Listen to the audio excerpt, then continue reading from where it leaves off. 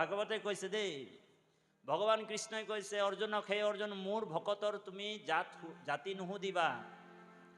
এই ৰাম বাক্য কৰ্ণ মন মুখ, আছৈ মানে যাৰ, হৰি ভকতিৰ সমস্তৰে অধিকাৰ। মোৰ ভকতৰ তুমি জাতি নুসুধিবা। বোলে মোৰ ভকত চাণ্ডালো যদি হয়, উৰিষ্যা ভাগৱতত কৈছে, মোৰ ভকতৰ কিয় জাত বিচাৰিলা, চণ্ডালু পৰ্যন্ত ভজি পাইবা মুকুতি। মোৰ ভকতৰ তুমি জাতি নুসুধিবা। আৰু এই তত্ত্বটো গুৰুজনাই আমাৰ মহাপুৰুষ শংকৰদেৱৰ দৰ্শনতে পাব।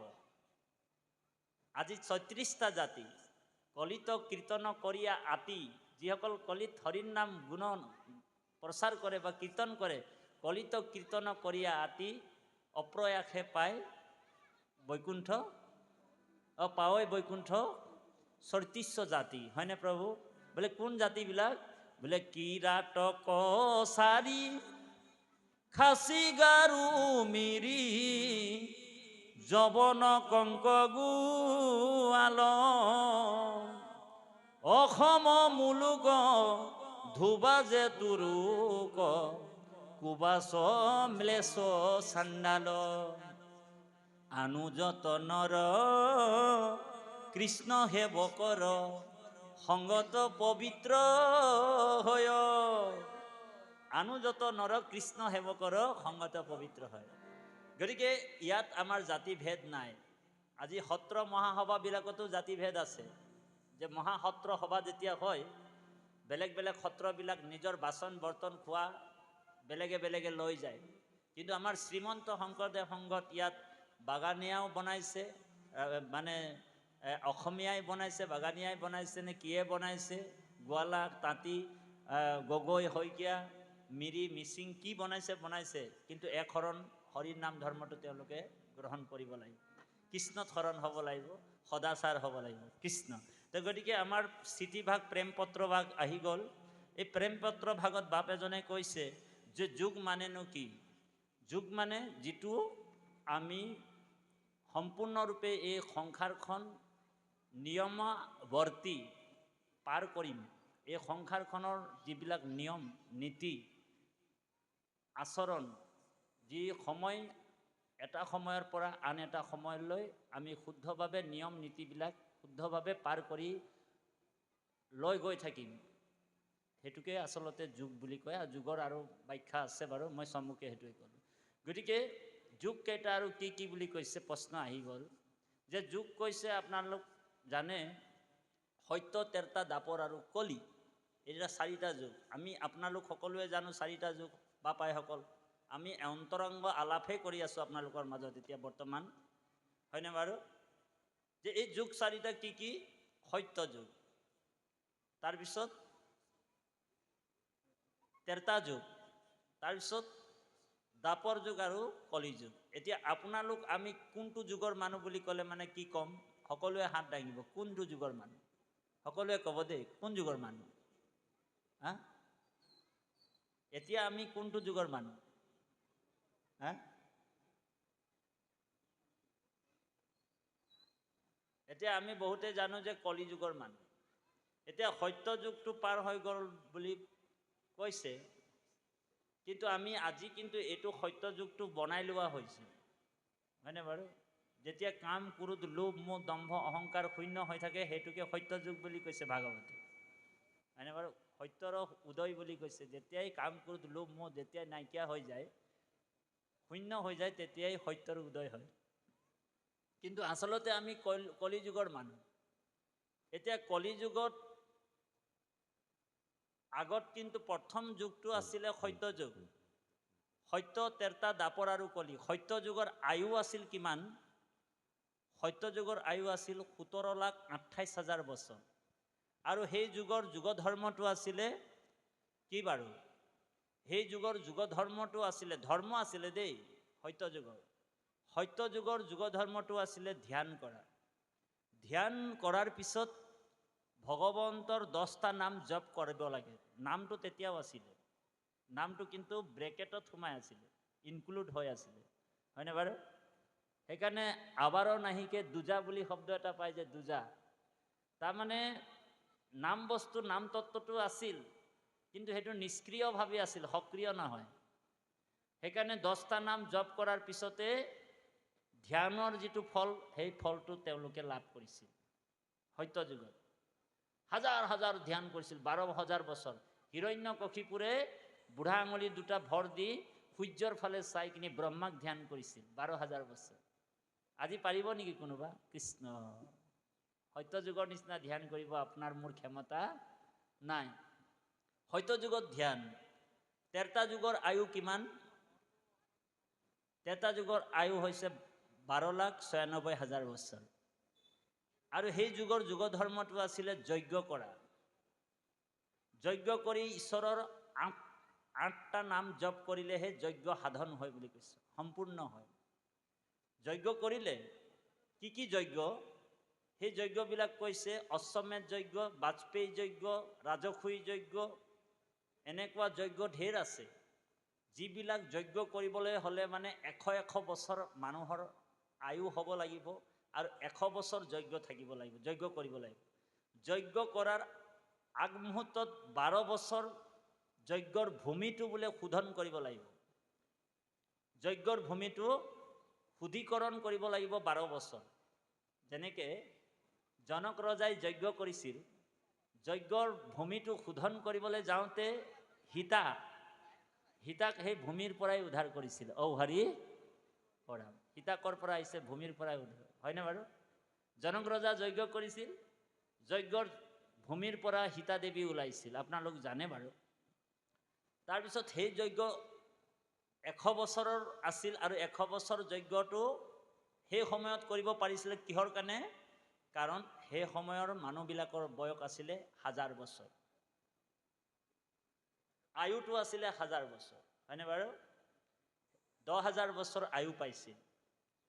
তাৰপিছত দ্বাপৰ যুগ আহিল। বৰ গুৰুত্বপূৰ্ণ কথা, ধ্যান দি শুনিব। দ্বাপৰ যুগৰ আয়ু হৈছে 8,66,000 বছৰ। 8,66,000 বছৰ দ্বাপৰ যুগৰ আয়ু। আৰু দ্বাপৰ যুগৰ যুগ ধৰ্মটো আছিলে পূজা কৰা, পূজা। যিটো পূজা আমি কলি যুগত কৰি আছোঁ এতিয়া বৰ্তমান, সেই পূজাটো কিন্তু দ্বাপৰ যুগতে আছিলে দেই। কোনটো যুগত আছিল? দ্বাপৰ যুগত আছিল। বিভিন্ন দেৱ দেৱী পূজা কৰিব লাগে। বিভিন্ন দেৱ দেৱী পূজা কৰাৰ পিছত পূজাৰ যেতিয়া সমাপ্ত হয়, তেতিয়া ভগৱানৰ 12টা নাম জপ কৰিব লাগে, তেতিয়াহে পূজাৰ ফলটো তেওঁলোকে পায় দেই। কিন্তু সেই যুগটো পাৰ হৈ যোৱাৰ পিছত কি যুগ আহিলে বাপাইসকল? কলি যুগ আহিল। এতিয়া আপুনি মই কোন যুগৰ মানুহ? কলি যুগৰ মানুহ। আৰু কলি যুগৰ আয়ু হৈছে 4,32,000 বছৰ আয়ু। আৰু কলি যুগৰ মানুহৰ আয়ু কিমান? 100 বছৰ।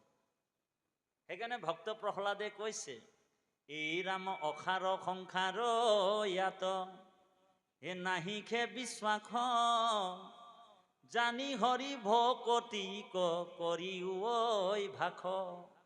ভক্ত প্ৰহ্লাদে কৈছে, ভাগৱতত আছে 7মত, মনুষ্যৰ আয়ু শত বৰিষ সংখ্যাত, অৰ্ধেক যামন্তে আয়ু কেৱলে নিদ্ৰাত। মানুহৰ আয়ু আমাক সকলোকে কিমান দিছে বাপাইসকল? 100 বছৰ দিছে। বাপাইসকল, আমাৰ আয়ুটো কিন্তু আমি নিজে কমাবও পাৰোঁ, আমি নিজে বঢ়াবও পাৰোঁ দেই। আমি যদি গণ্ডগোল পানীটো যদি খাই থাকোঁ, বহুতে গণ্ডগোল পানীটো খাই থাকে, ফূৰ্তি পানীটো, তেতিয়া আমাৰ আয়ুটো আমি নিজে কমাই ল'ব পাৰোঁ। কাৰণ সেই গণ্ডগোল পানীটো যেতিয়া আমাৰ খাই থাকিম, ঔ হৰি ঔ ৰাম কৰি থাকিম, অখাদ্যবিলাক যদি খাই থাকিম, যিটো নোখোৱা বস্তু যদি আমি খাই থাকিম, যিটো ঈশ্বৰে আপোনাক মানা কৰি থোৱা আছে, বেদতো কৰিছে যে ভকতে 4টা বস্তু গ্ৰহণ কৰিব নালাগে। কলি যুগৰ এইটো বিষ বুলি কৈছে, 4টা বস্তু। জৈথম, বৈৰম, স্ত্ৰিয়ম আৰু মধ্যম। জৈথম মানে জুৱা। জুৱা ভকতে খেলিব নালাগে। বহুত মানুহে জুৱা খেলি মৰিছে। জুৱা না কিছি কা হুৱা। যোনে জুৱা খেলিছে তাৰ সকলো সৰ্বস্ব হৰণ হৈছে। সেইকাৰণে ভকত হৈ কিনি জুৱা খেলিব নালাগে দেই। জৈথম বৈৰম মানে হ'লে হিংসা। যোনে হিংসা কৰিব সেইজনৰো বিপদ, সেইজনকো কলি পাই যাব। এতিয়া বৈষ্ণৱ ৰজা এজন আছিল পৰীক্ষিত। বৈষ্ণৱ ৰজা হৈ কিনি তেওঁ কি কৰিলে, প্ৰাণী হিংসা কৰিবলৈ কৈছে। এতিয়া বহুত মানুহে আমাৰ প্ৰাণী হিংসা কৰে, অকাৰণতে জীৱবধ কৰে, হয়নে বাৰু? আমাৰ পূজাবিলাকত মানে দুৰ্গা পূজা, কালী পূজা হয় নাই? এতিয়া পূজাবিলাকে দেৱীতাৰ নাম কৰে কৰে কি কৰে, হা, বলি দিয়ে দেৱীতাৰ নাম, দেৱীয়ে খাই ল'বলৈ কৰে, ছাগলী থাকে, হাঁস থাকে, তাৰপিছত টুকুৰা টুকুৰা পিচ পিচ কৰে কৰে, হা, ফ্ৰাই কৰে কৰে, ও হৰি ওরাম নিজে খাই থাকে। কিছুমানে তো বলে বলে ছাগলী পেটুগিলা বলে বেলেগকে ভাজরে বলে, বাঁশ জোপাই তলে তলে ঢুকে করে চাখনা লগে মানে মদ লি করে, ও হরি ওরা কি রকম মানুষ রে বলে, দেবীটার নাম হয় আর এদের কাম হয়ে থাকে সব দিন। দেৱীয়ে কেতিয়াও নিজৰ পুত্ৰৰ, নিজৰ সন্তানৰ তেজ নাখায় বাপাইসকল। এইটো মনুষ্যই নিজে কৰি লোৱা বস্তু, কোনো শাস্ত্ৰতে নাই। দেৱীয়ে যে ছাগলী বলি খায়, মহ বলি খায়, এইখিনি কথা ভক্তি শাস্ত্ৰত নাই। এইটো তন্ত্ৰ শাস্ত্ৰত থাকিব পাৰে, তান্ত্ৰিক শাস্ত্ৰত থাকিব পাৰে, ভক্তি বা সেইটো একো লাভ নাই। বাপাইসকল আপোনালোকক মনত ৰাখিব কথা এটা কৈ দিছোঁ, যদি কোনোবা দেৱী পূজা কৰিবৰ কাৰণে ছাগলী বলি দিছে, হাঁহ বলি দিছে, ভগৱান কৃষ্ণই কৈছে যে যথামম প্ৰপদ্যন্তে তাস তথৈমম ভজামহম, जैसा कर्म करेगा ऐसा फल देंगे भगवान, यही है गीता का ज्ञान। बोले তুই বোলে যেতিয়া এই যে ছাগলী কাটিলো আমি, সেইবিলাকতো নৰকত পৰিলে, নৰকত বা স্বৰ্গত গ'ল, ক'ত গ'ল, হয়নে বাৰু? আৰু যেতিয়া আপুনি মৰিব বা মই মৰিব লাগিব, তেতিয়া সেই যিবিলাক ছাগলীবিলাক কাটিছিলোঁ, হাঁহবিলাকক কাটিছিলোঁ, হয়নে বাৰু? তেওঁলোকে দা কুঠাৰ লৈ কিনি সেই নৰকত বোলে ৰৈ থাকিব। বেটা তুই আমাদেরকে বলে কাটে করে পিস পিস করে টুকরা টুকরি করে করে খাইছিলি ন, তইনো ক'ত যাবি? তইনো ইয়াতে আহিব লাগিব নৰকতে, তোকো আমি পিস পিস কৰি টুকুৰা টুকুৰি কৰি খাম, তোকে কিৰকম লাগবে গম পাবি ৰ, ও হৰি ওৰা। সেইকাৰণে যিসকল ভকত হয়, যিসকল বৈষ্ণৱ হয়, এইবিলাক বস্তু ত্যাগ কৰিব লাগে। কি কি? জৈথম বৈৰম স্ত্ৰীয়ম, বৈজাতি নাৰী দেই। আইসকলক আমি এটা দৰ্শন কওঁ, বেয়া নাপাব। নিজৰ স্বামী থাকোঁতে পৰপুৰুষৰ ওপৰত কাৰো, আজিকালিতো বহুত সংসাৰখন এনেকুৱা হৈ গ'ল, আমাৰ আইসকলক কোৱা নাই বাৰু, বহুতত দেখা যায় যে নিজৰ স্বামীজন থাকোঁতে বেলেগ পুৰুষৰ প্ৰতি তেওঁৰ আকৰ্ষণ হয়। আজিকালি মোবাইলবিলাক টেকন'লজি বহুত হেৰি হৈ গ'ল, ভকতি মাৰ্গত নাথাকাৰ কাৰণে ভগৱন্তই কৈছে সেইসকল নাৰীক বৈশ্যা বুলি কোৱা হৈছে।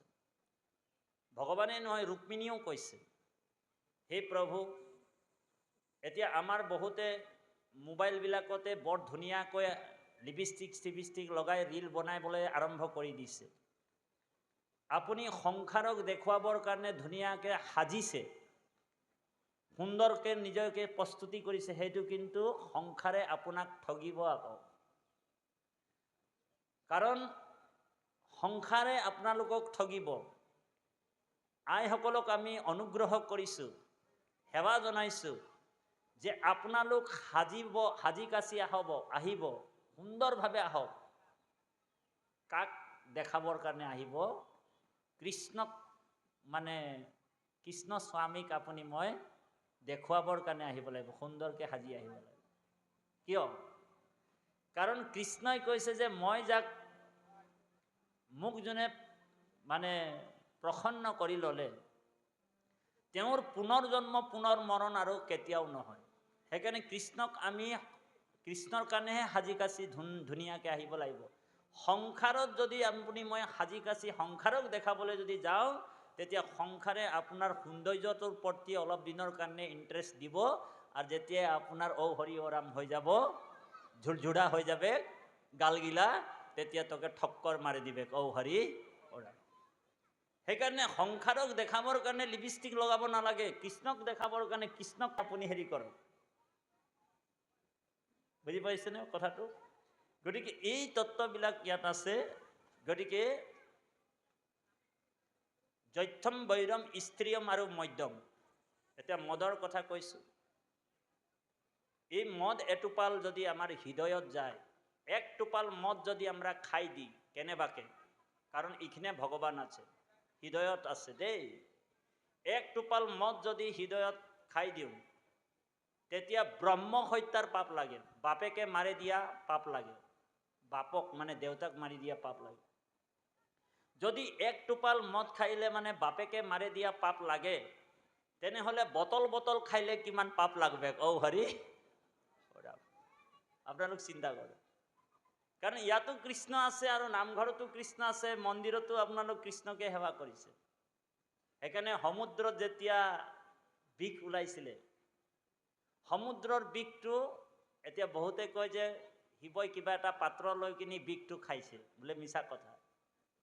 ভগৱন্তৰ চৰণামৃত বুলি ভাবি শিৱই এনেকুৱা কৰকমলত ৰাখি বিষটো পান কৰিছিল। শিৱই পান কৰাৰ পিছত তেওঁ কণ্ঠত ধাৰণ কৰিলে শিৱই, বোলে বিষটো ভিতৰলৈ যাব নিদিলে আৰু বাহিৰলৈ ওলাব নিদিলে। বোলে কিয় কণ্ঠত ধাৰণ কৰিলে, ইয়াৰ ৰহস্যটো কি জানিব লাগে।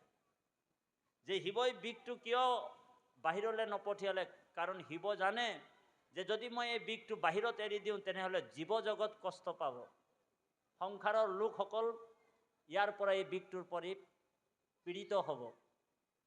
আৰু যদি মই ভিতৰত বিষটো যদি সোমাই দি দিওঁ, পেটৰ ভিতৰত যদি লৈ যাম, মোৰ হৃদয়ততো মাধৱ বহি আছে, ৰাম বহি আছে, তেনেহলে মোৰ পৰমাত্মা কষ্ট পাই যাব। সেইকাৰণে তেওঁ ইয়াতে ধান, হয়নে প্ৰভু?